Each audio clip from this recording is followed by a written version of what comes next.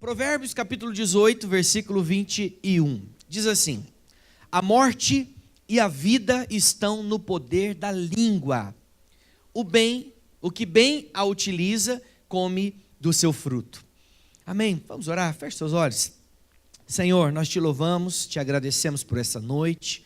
Quero declarar, Senhor, que essa palavra virá, ó Deus, como edificação, crescimento. Eu quero declarar que cada pessoa que entrou nesse lugar, nessa noite, realmente, ó Deus, perceberá a importância da palavra na nossa vida, de liberarmos palavras, e palavras que transformam, palavras que geram vida, palavras que atraem as pessoas ao Senhor. Em nome de Jesus, muda-nos, transforma-nos, opera na nossa vida para que nós possamos agir de acordo com aquilo que está escrito na sua palavra. Assim será em nome de Jesus. Amém. Amém. Queridos, essa versão que eu li é apenas uma versão, mas eu quero ler em outras duas versões.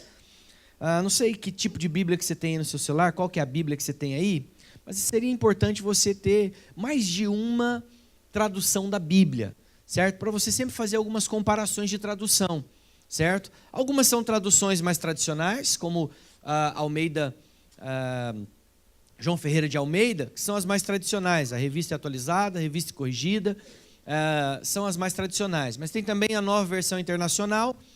E as duas que eu vou usar aqui hoje, além da Revista Atualizada, é a Nova Tradução da Linguagem de Hoje, e em alguns momentos também eu vou usar a tradução A Mensagem. Tem também a Bíblia Viva. Por que eu estou dizendo isso para vocês? Porque algumas versões são versões baseadas no original, e outras versões, elas são chamadas de versões parafraseadas.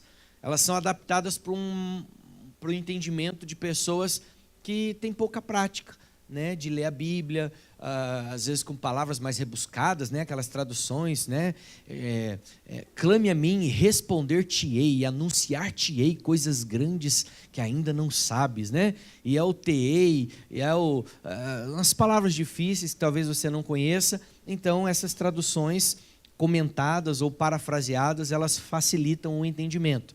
Por exemplo, esse mesmo versículo de Provérbios capítulo 18, versículo 21, na nova tradução da linguagem de hoje, diz assim: o que você diz pode salvar ou destruir uma vida.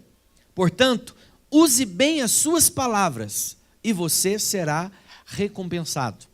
E agora na versão A Mensagem, diz assim: as palavras matam e geram vida. Podem ser veneno ou um doce de primeira. Você é quem decide.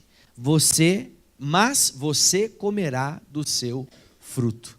É outra versão interessante. Então deixa eu te falar uma coisa. As nossas palavras, irmãos, nós temos falado muito sobre fé, nós temos falado muito sobre, semana passada compartilhamos sobre gratidão.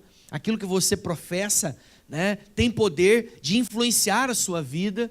A verdade é que o crente que entende um pouco da Bíblia, ele sabe que palavras não são neutras. Ou geram vida, ou geram morte. A nossa palavra, quando sai da nossa boca, ela tem poder. Ela gera alguma coisa.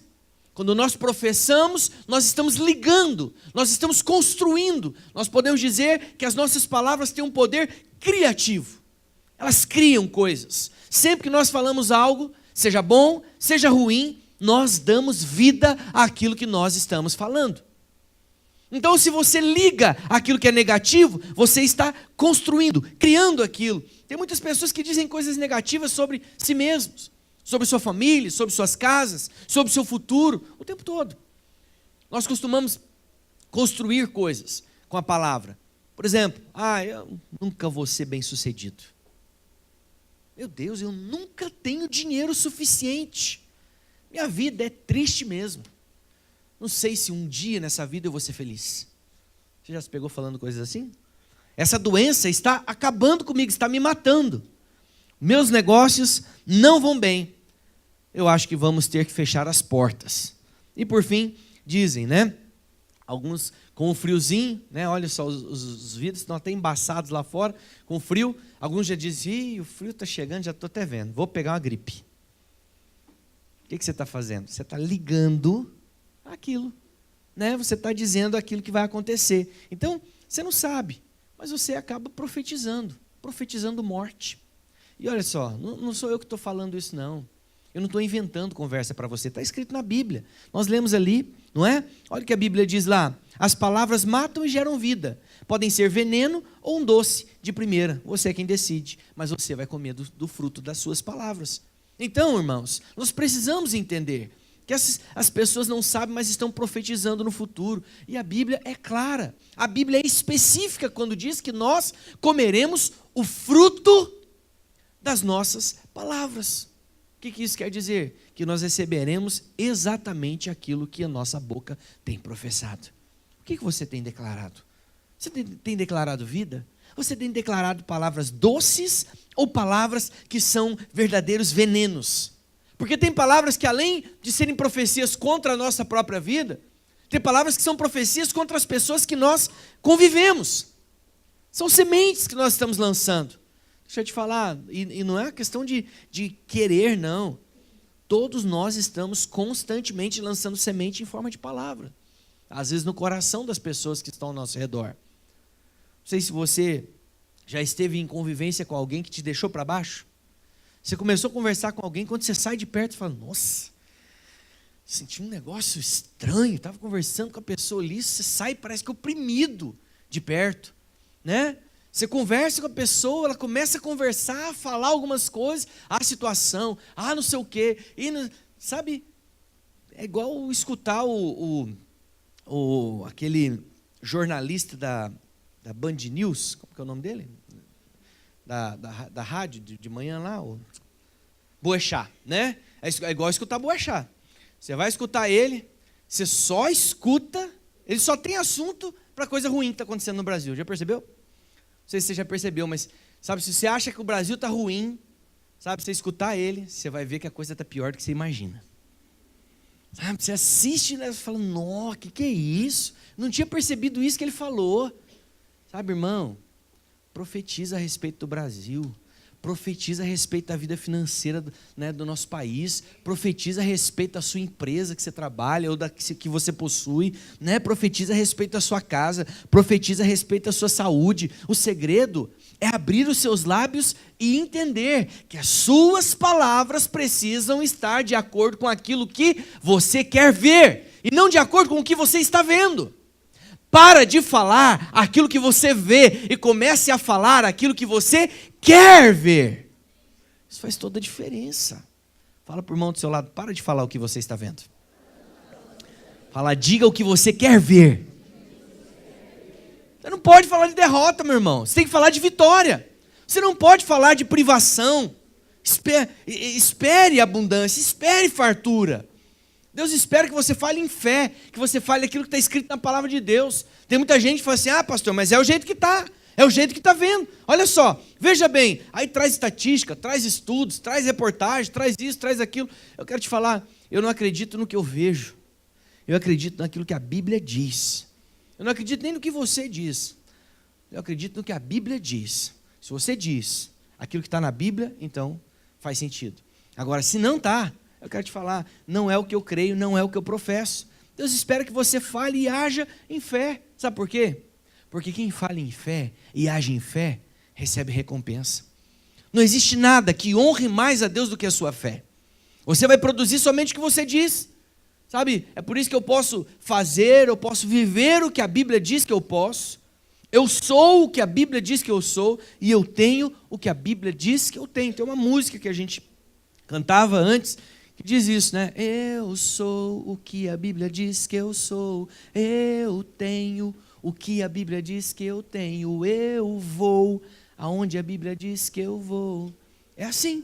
A nossa vida tem que ser assim, ok? Por quê? Porque é assim que a palavra de Deus nos instrui a viver. É assim que nós temos que experimentar a nossa vida, uma vida de milagres, uma vida de grandes coisas.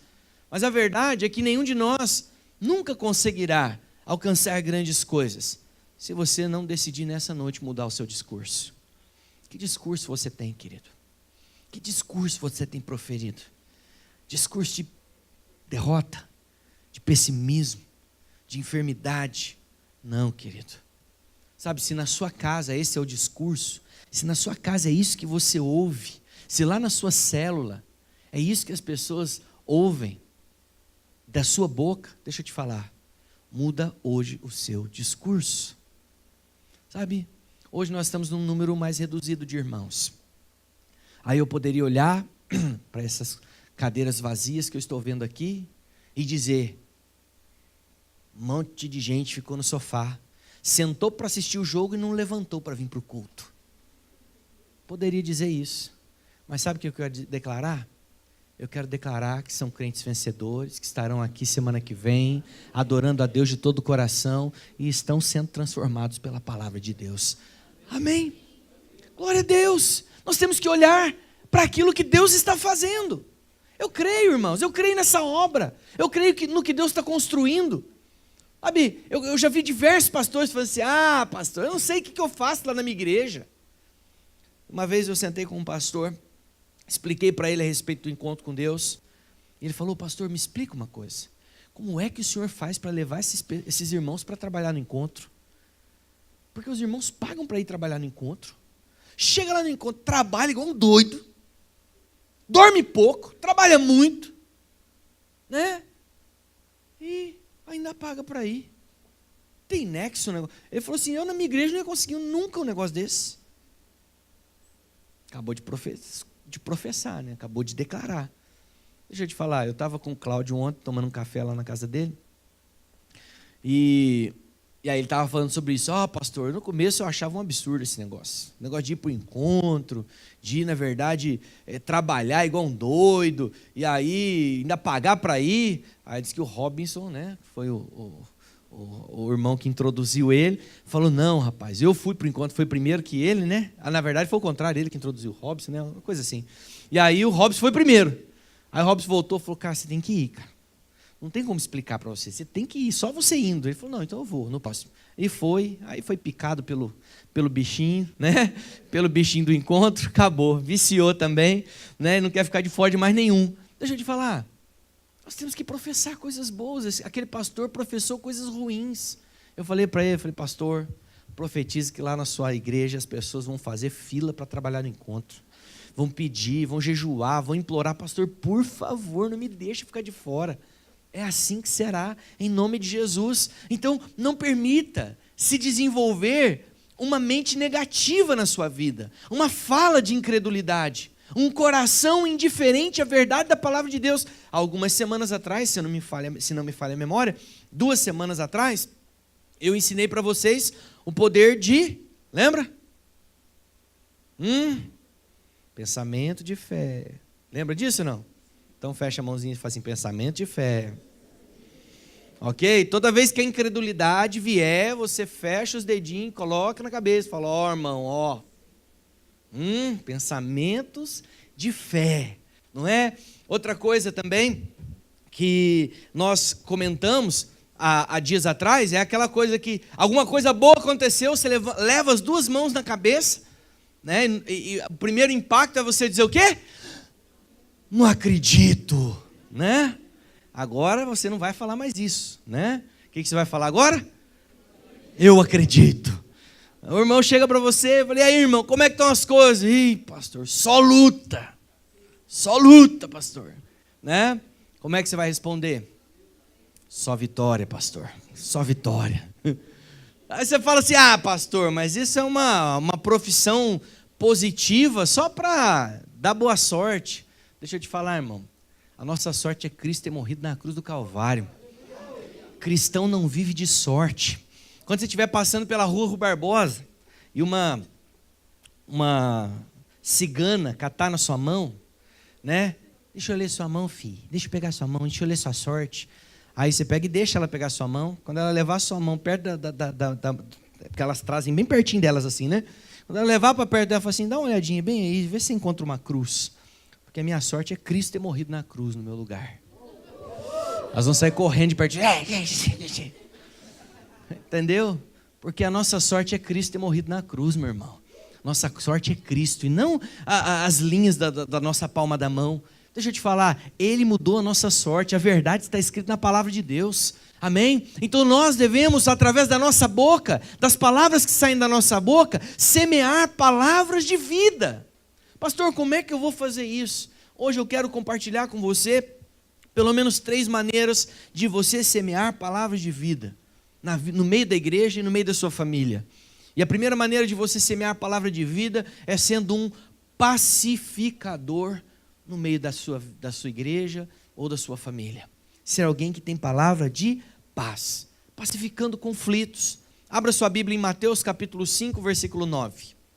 Mateus 5, 9.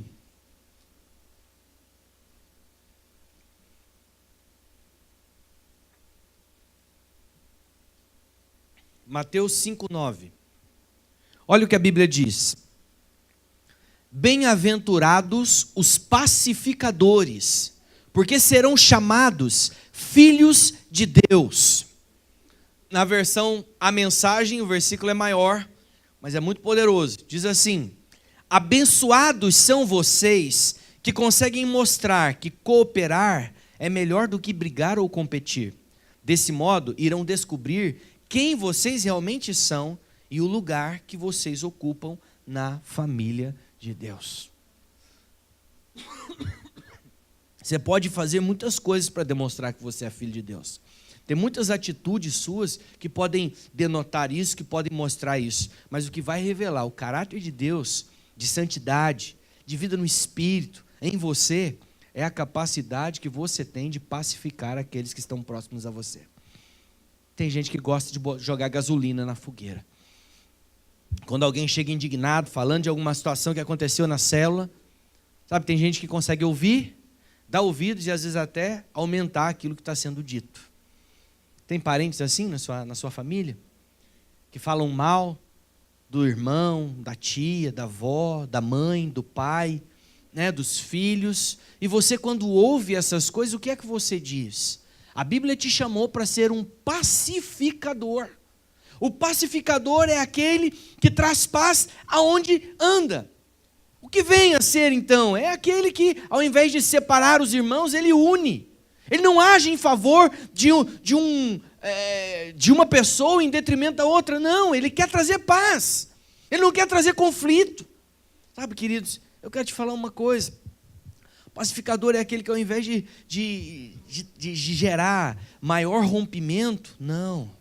Ele, na verdade, busca harmonia no relacionamento. Ele é pela família, ele é pelo corpo, ele é pela igreja, ele é pela unidade.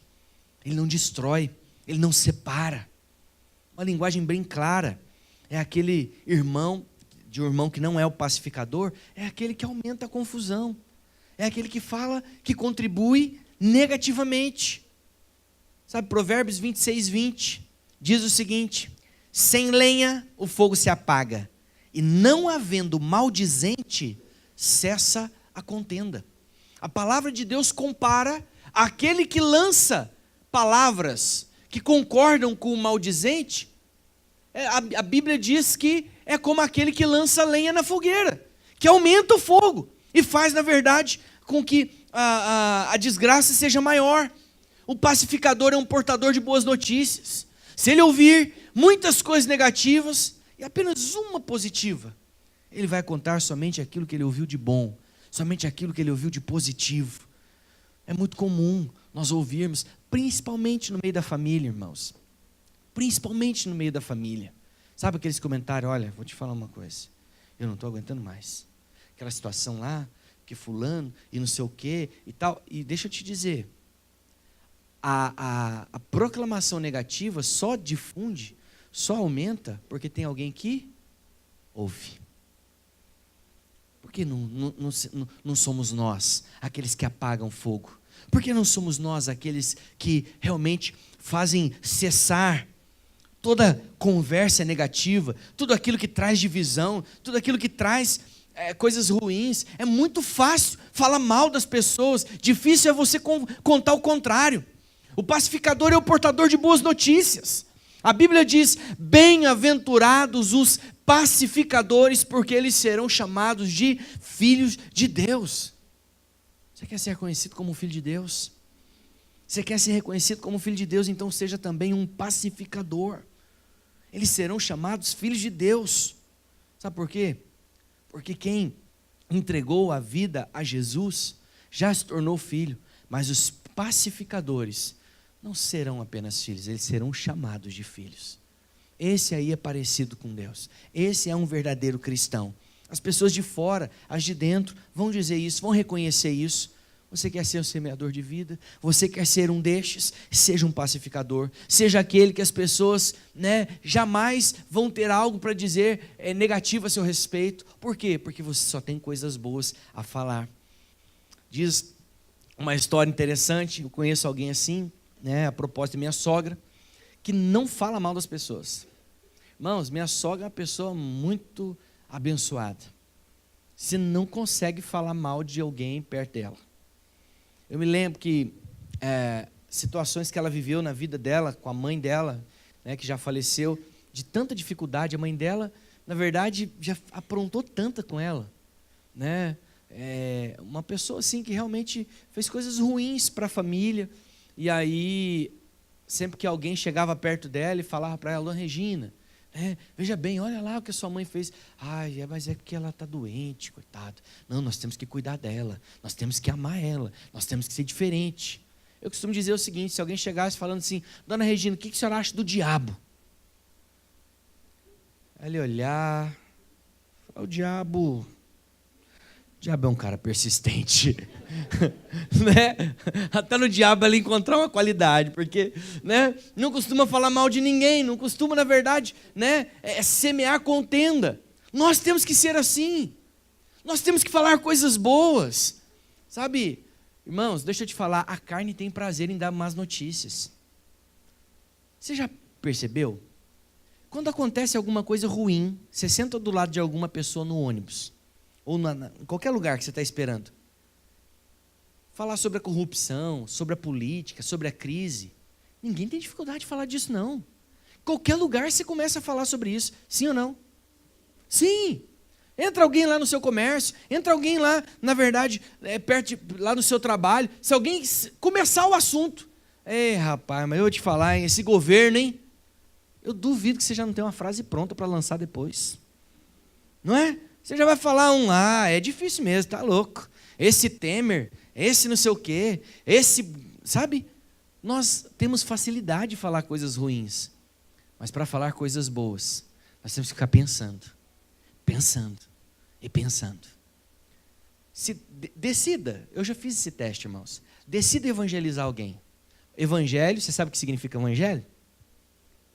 Boa notícia, boas novas. Uma vez eu entrei no ônibus, que era pastor aqui no Xaxim. Eu entrei no ônibus, na oportunidade, minha esposa estava precisando usar muito o carro, e eu ia para o SIC, ia e voltava de ônibus. Eu entrei no Alto Maracanã, acho que passa aqui, Não, passa aqui na frente. Alto Boqueirão? Então é isso mesmo. Perceberam que faz tempo. Aí, eu entrei nesse ônibus, eu sentei ali e falei: puxa vida, eu quero falar de Jesus para alguém aqui. Eu quero falar para alguém aqui dentro desse ônibus que Jesus ama ele ou ama ela. Eu falei: não, vou falar com um homem.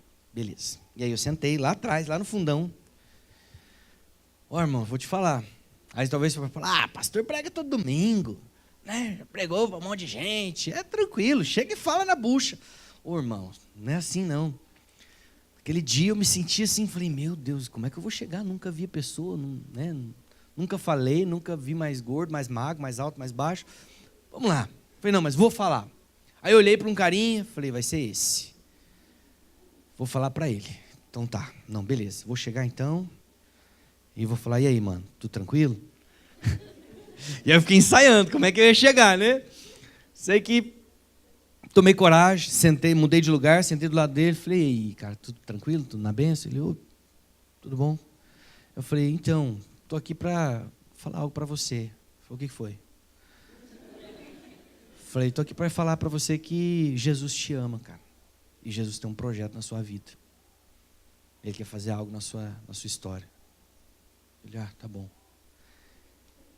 Aí eu falei para ele, falei assim: olha, às vezes a gente fica estranhando a loucura de essas interrupções aqui dentro. Mas não foi exatamente com essas palavras, foi mais ou menos assim. Falei: mas às vezes é nessa situação que Deus fala aquilo que a gente precisa ouvir. deixa eu te falar, eu não sei o que está vivendo, não sei o que você está passando, mas eu acredito que chegou a hora de você procurar Jesus. Ele falou, ok. Aí eu falei, meu ponto está chegando, é ali no Bradesco, mas eu sou dessa igreja. Eu não falei que eu sou pastor para não oprimir o rapaz, né? Não, o cara já pensava, meu Deus, será que minha carteira está no meu bolso? Gente do mundo tem uma mentalidade errada de pastor, você sabe disso. E aí eu peguei e falei assim, eu sou dessa igreja aqui, em cima do Banco do Brasil, a hora que você quiser visitar, né, visite a gente ali e tal. E aí expliquei para ele o horário, dia do culto. Ele falou, não, beleza, cara, tranquilo, obrigado. Falei, amém. E desci do ônibus.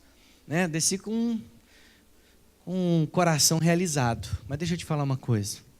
Dar boas notícias não é a mesma coisa do que dar más notícias. Se eu tivesse pensado em uma notícia ruim, eu sentaria facilmente do lado dele e puxaria assunto.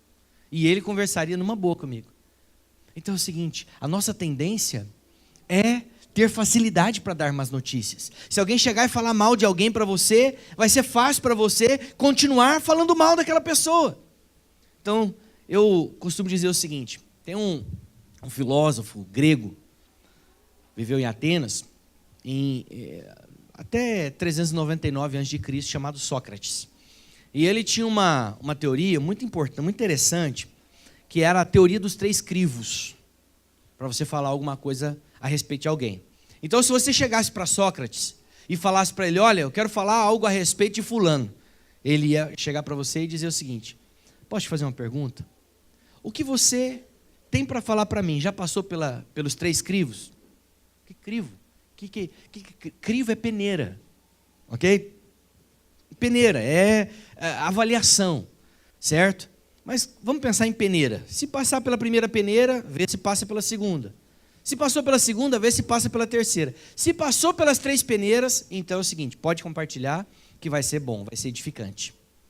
Primeiro crivo.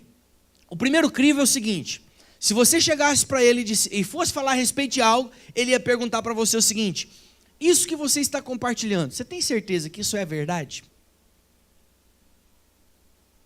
É verdade isso que você vai falar? Ah, não sei. Então não diga. Então não fale. Se é verdade, então compartilha. Se é verdade, passou pelo primeiro crivo.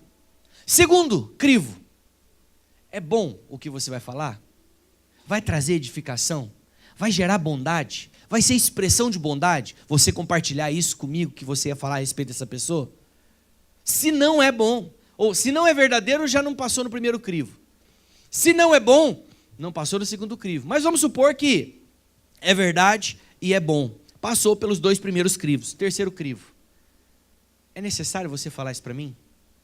É realmente importante que você fale isso para mim? Se é verdade, se é bom, e se é importante que você fale, então deixa eu te falar. Pode falar que eu quero ouvir. Avalie comigo, irmão. Quantas coisas você já compartilhou, e eu também já compartilhei, que não eram necessariamente toda a verdade. Quantas coisas que eu e você compartilhamos, que não era necessariamente fruto ou expressão de uma bondade, não vai fazer bem para a pessoa. Quantas coisas eu e você compartilhamos, coisas que realmente não era necessidade. Você já passou por isso? Eu já passei, irmão. Eu já falei besteira algumas vezes. Me lembro, minha esposa, ela é anteninha bem ligada. E uma vez eu estava compartilhando a respeito de algo na família dela, estava sentado lá no almoço da casa dela. E quando eu comecei a falar, ela só olhou para mim. Aí eu já gelei, falei, Porque tem alguns que tem a peneira em si, tem outros que a peneira está no outro, né? Na esposa, no filho, né? No meu caso, eu tenho uma peneira comigo e tenho uma peneira com ela, né? E aí eu olhei para ela, eu percebi, falei, estou fazendo besteira. Falei, saída estratégica pela direita, né? Aí eu peguei, parei o que eu estava falando, dei uma disfarçada, mudei de assunto e todo mundo, né, nem percebeu, as pessoas nem perceberam e eu saí. Aí depois ela falou assim, amor, olha o que você estava falando lá. Eu falei, nossa, Aline, quando eu olhei para você, eu percebi que eu não deveria ter falado o que eu ia falar. Graças a Deus, Deus me deu uma mulher sábia, né? Mas talvez você tenha um irmão sábio do seu lado, você tenha um marido sábio, um pai, uma mãe, um filho, que possa, na verdade, te alertar também. A verdade, irmãos, é que nós precisamos passar por esses crivos. Será que vale a pena compartilhar? É verdade isso que eu vou compartilhar? É expressão de bondade isso que eu vou compartilhar? Há necessidade de compartilhar isso? Se não há, deixa eu te falar, o melhor que nós temos a fazer é ficar quietos. Segundo ponto, semeamos a palavra de vida quando nós verbalizamos o amor e o reconhecimento. Abra sua Bíblia lá em Provérbios, capítulo 27, versículo 5. Provérbios 27, 5.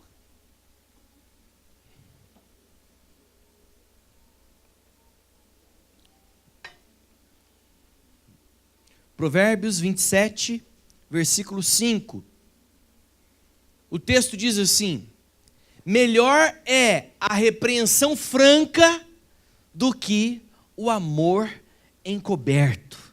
Ou melhor é a repreensão feita abertamente do que o amor que é escondido. É aquele amor oculto.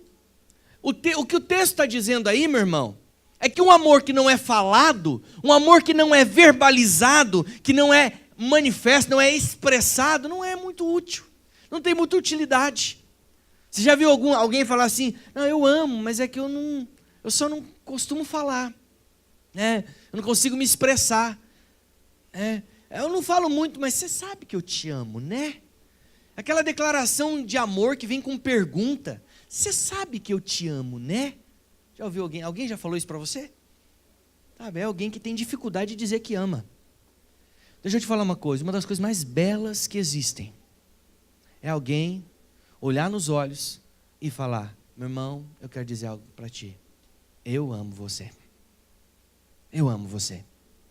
É bom a gente reconhecer, é bom a gente honrar aqueles que fizeram algo por nós. Tem alguém que fez algum benefício a você? Tem alguém que te abençoou de alguma forma? Você precisa ser um semeador de vida nessa pessoa, na vida dessa pessoa. Você precisa ser alguém que reconhece. Você precisa usar as suas palavras para levantar as outras pessoas. É muito fácil nós encontrarmos pessoas que têm palavras que abatem, que diminuem, que depreciam. Mas como é bom encontrar alguém que te levanta, que te põe para cima, que valoriza aquilo que você realmente é, que evidencia as suas qualidades, que falam das coisas boas, que são perceptíveis na sua vida, que te animam, que te encorajam, que reconhecem você por aquilo que você fez, por aquilo que você faz, por aquilo que você é. Quando você faz isso, você está utilizando palavras como fonte de vida. Sabe qual que é o erro da maioria das pessoas? É nunca expressar para o outro aquilo que elas sentem. Talvez existem pessoas do seu lado que você ama, que você admira, que você reconhece coisas nelas, mas você nunca verbalizou isso. Você nunca disse. Você nunca falou. Meu irmão, palavras podem ser um banho de águas que limpam e trazem refrigério. Como é bom ouvir palavras que nos lavam. Alguém já falou algo para você que parecia que você saiu feliz? Você fala: nossa, como foi bom ouvir aquilo. Como foi gostoso, prazeroso ouvir palavras assim. Puxa vida, eu estava até meio mal, mas quando aquele irmão veio e agradeceu por aquele abraço que eu dei nele naquele encontro lá, meu Deus, eu pensei: puxa vida, foi só um abraço, mas foi tão importante para ele. Aí você sai o quê? Se sentindo tão importante quanto ele. Sabe, queridos, palavras têm o poder de transformar o dia das pessoas. Sabe, irmãos, Deus sabe que o nosso coração, ele é cheio de amor. Mas tem gente que diz assim: eu não preciso ficar falando. Deus sabe do meu coração. Deus sabe que eu amo muito aquele irmão. E Deus conhece o meu coração. O problema é que aquele irmão não é Deus. Deus sabe o seu coração, mas ele não sabe. Será que não é tempo de você procurar esse irmão e você falar para ele que você o ama, que você o admira? Diga isso, fale isso, Reconheça isso. Tem alguém que fez algo muito importante para você? Sabe aquela pessoa que te chamou para ir para o encontro com Deus? Aquela pessoa que marcou sua vida, né? Ou que está presente na sua vida há muitos anos. Sabe, irmãos, tem pessoas que me marcam. Tem pessoas que marcam a minha vida. Às vezes de uma maneira tão simples, que nem elas mesmas sabem, mas marcam profundamente. Estamos aqui hoje na vida da igreja, 3 irmãos que vieram lá de Goiânia. E que, 3 irmãos assim, né, são famílias. Para plantar a videira aqui em Curitiba. Abandonaram tudo que tinha lá em Goiânia, família, os bens, emprego, e vieram para cá. Alguns sem emprego, sem certeza de nada. O Marcelo e a Ivana estão aqui. Tem o Fábio e a Maria Laura. O Fábio está aí também. Tem o Paulo, que também saiu de lá. E tem outros irmãos, mas que estão aqui conosco hoje são esses.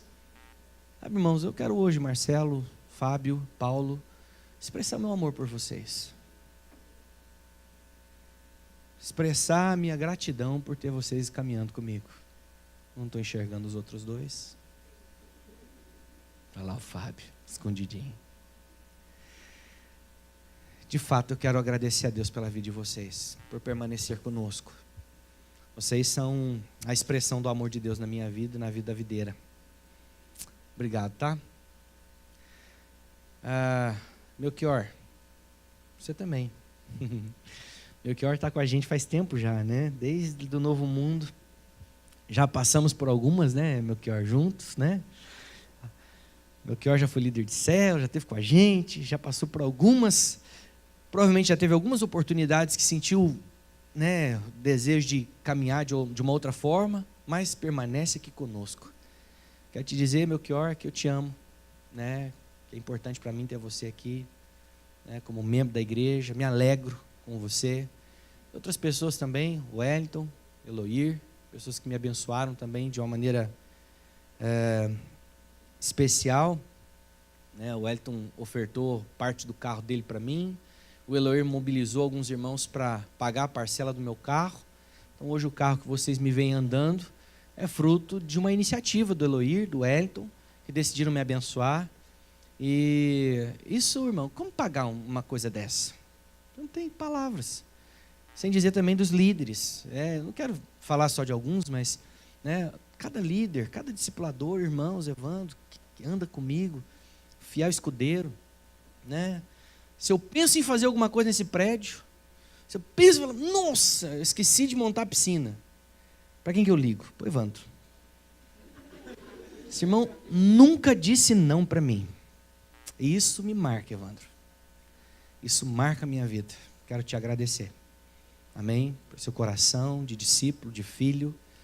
E teve uma vez que eu falei com você, quando o Obreiro Diego saiu daqui, eu falei, eu quero estar mais perto de você. Quero me aproximar de você. Eu sinto que seu coração está meio distante de mim, né? E como Deus mudou a nossa história. Como Deus mudou o meu e o seu coração. Né? Hoje eu tenho um sentimento de filho, de pai, né, para você. E eu creio que isso vai perdurar pro resto da nossa vida. Tá bom? Obrigado. Tem muitos outros irmãos, né? Se eu não te lembrei de você, me perdoa. Mas Deus marca a nossa vida de algumas formas, né? E eu quero dizer para você, tem também a irmã Ivonilde, está ali, né, irmã Ivonilde? Escondidinha. Me admiro também da sua força de vontade, do seu coração para com a obra. Uma irmã que lidera no nosso meio, né? Uma pessoa tão simples, mas tão cheia de vida, um coração incrível, intercessora, né? Obrigado pela sua doação, pelo seu coração em liderar, tá bom? Obrigado. Aí eu fico olhando daqui, dá vontade de falar de todo mundo, né? A verdade é que eu sou grato a Deus. Eu nem merecia estar aonde Deus tem me colocado. Mas nós temos que aprender a fazer mais isso. Talvez é a primeira vez que eu faço isso no culto, né? De olhar para as pessoas e reconhecer. Mas eu não quero mais errar por isso. Não quero mais errar assim. E eu quero desafiar você também a fazer isso nessa noite. Quando nós encerrarmos o culto aqui, você vai procurar as pessoas que são importantes, que marcaram sua vida, que fizeram algo por você, né, em momentos decisivos. Né? Eu já tive assim, momentos de muito apuro, muito aperto. E pessoas que simplesmente chegaram e puseram as mãos em mim falaram uma palavra, liberaram algo sobre a minha vida e realmente me marcaram. Sabe, irmãos, talvez você pode dizer assim, pastor, mas eu sou tão tímido. Eu sou assim, eu sou na minha, eu costumo não falar, não me manifestar muito. Ô pastor, foi Deus que me fez assim. Deixa eu te falar, isso não é verdade. Porque a Bíblia diz que o reino de Deus não é dos tímidos. Então hoje você vai romper com a sua timidez. Você se sente tímido? Então você vai declarar isso. Vamos declarar todos nós que os tímidos não ficam intimidados. Amém? Fala assim, eu repreendo na minha vida toda timidez e declaro que eu serei ousado para falar do meu amor, da minha admiração por todos aqueles que caminham ao meu redor, em nome de Jesus. Amém. Amém. Poderia também citar meus pais, né? Enquanto eu estava pregando aqui, eu lembrei. Tantas vezes me acudiram, me socorreram, misericórdia. Se eu tivesse que pagar meu pai e minha mãe por tudo que fizeram por mim, tinha que viver 4 vidas, não é? Então manifeste isso também para o seu pai, para sua mãe, porque se você falar, sabe, irmãos, tem coisas, presta atenção, que se você fala, sua vida muda para sempre. São bloqueios. Sabe, eu percebi isso na vida do meu pai. Como era difícil para mim falar para o meu pai que eu amava ele. E para o meu pai também era muito difícil falar para mim. Só para você ter uma ideia, presta atenção. Teve uma época que eu falei assim, meu pai vai falar para mim que me ama. Vai falar para mim. Eu vou pegar ele, você vai ver. E aí, meu pai mora numa cidade, né? Numa outra cidade. E aí eu fui lá para Santo Antônio da Platina. Aí cheguei lá, falei, dessa vez meu pai fala.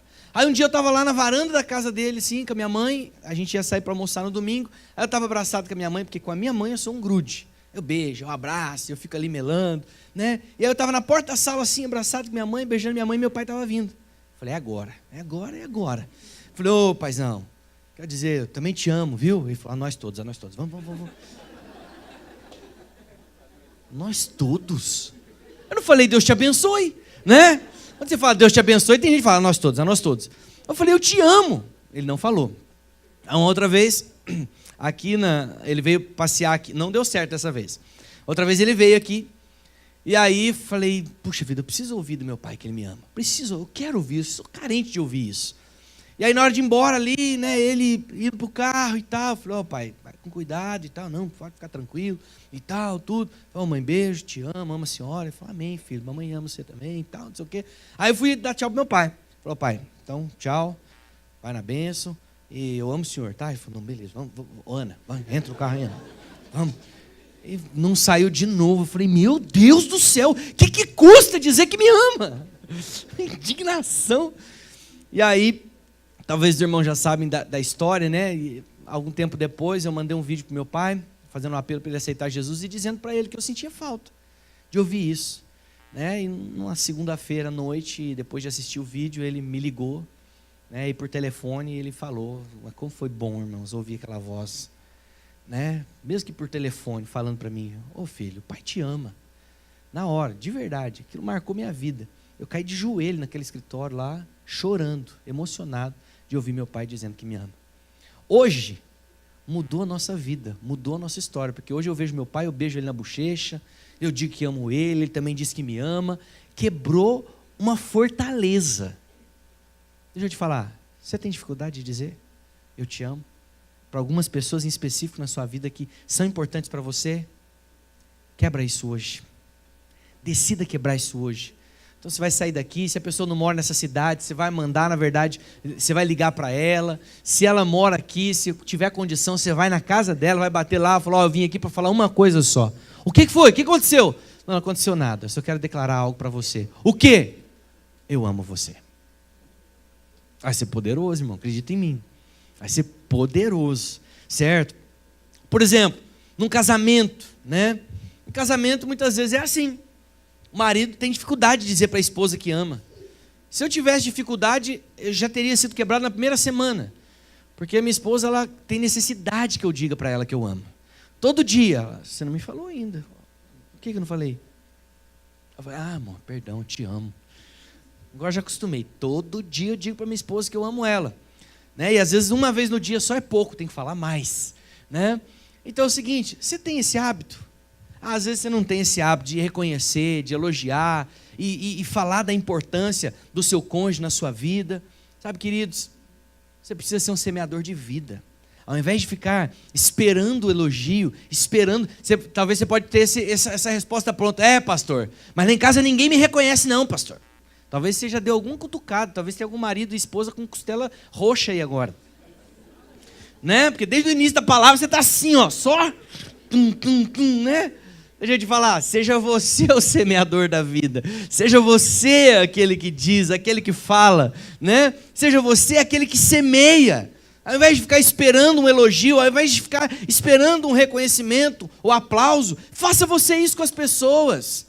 Às vezes você fala assim, pastor, meu chefe é desse jeito, olha, não reconhece nada, eu dou meu sangue, pastor, eu fico sem couro lá naquela empresa, ninguém reconhece nada lá, seja você aquele a elogiar. Comece com você, seja você aquele a ser o porta-voz de vida, aquele que manifesta a vida, semeie vida, reconheça mais, elogie mais, expresse mais o seu amor, o amor que você sente, você vai ver que tudo vai mudar. E a terceira, semeamos a palavra de vida quando reconciliamos o homem com Deus. 2 Coríntios 5,18, abra aí. 2 Coríntios 5,18.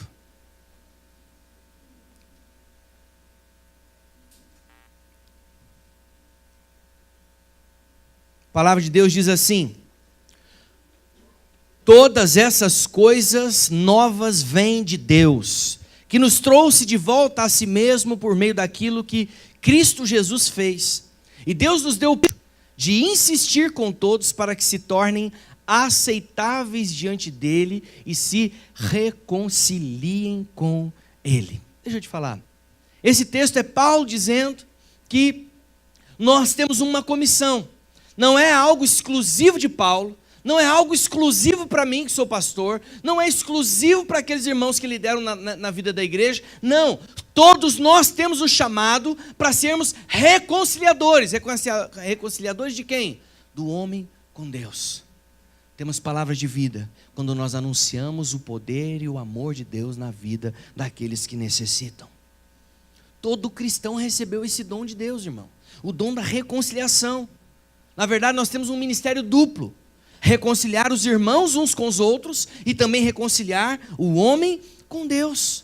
E a Bíblia diz a maneira que nós devemos fazer isso. Sabe como? Pregando a palavra de Deus. Quando você fala do amor, quando você fala da graça, quando você fala do favor, quando você fala dos braços abertos de Deus, a vida de uma pessoa pode ser mudada com uma palavra.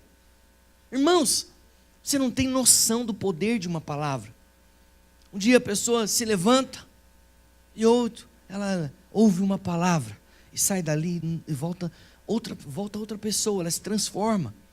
A Bíblia diz lá em 1 Coríntios 1:21, na versão A Mensagem: o mundo, com a sua sabedoria fantasiosa, nem mesmo chegou perto do conhecimento de Deus. Por isso, em sua sabedoria, Deus decidiu usar o que o mundo considera tolice, pregação acima de tudo, para levar os que confiam nele ao caminho da salvação. Deixa eu te falar, para o mundo isso é loucura, irmãos. Para o mundo é loucura anunciar o evangelho, para o mundo é loucura falarmos do amor de Deus àqueles que estão perdidos. Hoje nós estamos aqui para testar que a Bíblia não mente. A Bíblia transformou você, a Bíblia me transformou. Um dia alguém semeou uma palavra no coração da minha mãe, no meu coração. Nós confiamos, nós não fomos frustrados, nós confiamos em Cristo, nós acreditamos em Deus e a nossa vida foi mudada por causa de uma palavra. Uma pessoa decidiu fazer um convite. Sabe, num dia de confusão na minha casa, num dia de conflito do meu pai com a minha mãe, num domingo de manhã, minha mãe chorando, levantou no domingo chorando, triste, para abrir a padaria, que eles são proprietários. Naquele dia, uma mulher que estava de visita na nossa casa, foi babá quando eu era criança, foi nossa babá, eu já tinha 13 anos nessa ocasião, e ela estava nos visitando. Ela viu minha mãe chorando, ela falou: Ana, vamos fazer uma visita na igreja, você está precisando ouvir. algumas palavras que vão mudar a sua vida. Naquele dia, minha mãe trocou, pediu para eu e para o meu irmão nos trocarmos, e ela nos levou para a igreja, dia 23 de março de 1993. Marcou a minha vida, porque naquele dia eu aceitei a Jesus. Naquele dia eu, minha mãe e meu irmão aceitamos a Jesus. E eu quero te falar, a nossa vida não foi mais a mesma. Talvez você vai marcar essa data de hoje, dia 17 de junho de 2018, como o dia que você ouviu uma palavra que mudou completamente a sua história. Eu quero te convidar a ficar de pé. Nós vamos orar.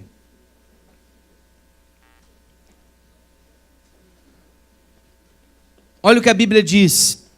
Eu quero ler mais 2 versículos e nós vamos encerrar. 1 Coríntios capítulo 1, versículo 18 diz assim: eu sei perfeitamente bem como parece tolice àqueles que estão perdidos quando ouvem que Jesus morreu para salvá-los. Nós, porém, que somos salvos, reconhecemos essa mensagem como o próprio poder de Deus. Às vezes para quem está lá fora é tolice, é loucura ouvir o evangelho. Mas sabe, irmão, preste atenção. Às vezes eu falo assim, pastor, mas eu não sei pregar. Eu não sei falar essas coisas. Eu não sei nenhum versículo de cor. A não ser, o Senhor é o meu pastor e nada me faltará. Deixa eu te falar, você não precisa saber nenhum versículo para evangelizar. Sabe o que você precisa fazer? Falar do amor que te conquistou. Já aconteceu de eu chegar para uma pessoa e simplesmente dizer para ele o seguinte: Jesus ama você. E aquela pessoa começar a chorar e se quebrantar. Eu não sei o que te trouxe a Jesus. Eu não sei o que te trouxe para Cristo. Mas certamente alguém liberou uma palavra sobre a sua vida. E essa palavra transformou a sua história. Deus quer te convidar a ser alguém que semeie vida. Semeie palavras que são vida. E o último texto, Romanos 1,16. Não estou envergonhado dessa boa nova a respeito de Cristo, porque ela é o poder, é o poderoso método divino de levar ao céu todos quantos crerem nela. Essa mensagem foi primeiramente regada só aos judeus, porém agora todos estão convidados a ir a Deus deste mesmo modo. Por que a Bíblia diz que é loucura? É loucura porque o mundo é incapaz de entender, mas o fato de centenas e milhares de homens e mulheres terem tido a vida transformada pela palavra de Deus, é só para aqueles que verdadeiramente creram no Evangelho, que é o poder de Deus. Você é um semeador de vida. Você está aqui para exercer o ministério da reconciliação. Decida isso hoje. Como eu te falei, decida fazer das suas palavras uma fonte a jorrar vida. Decida não falar mal. Decida não espalhar morte. Decida professar vida sobre a sua casa, sobre a sua família, seu trabalho, suas finanças, sua célula, sua igreja. Amém? Nós vamos fazer isso. Feche seus olhos e declare isso. Fala: Senhor, eu quero ser um semeador de vida. Declare isso nessa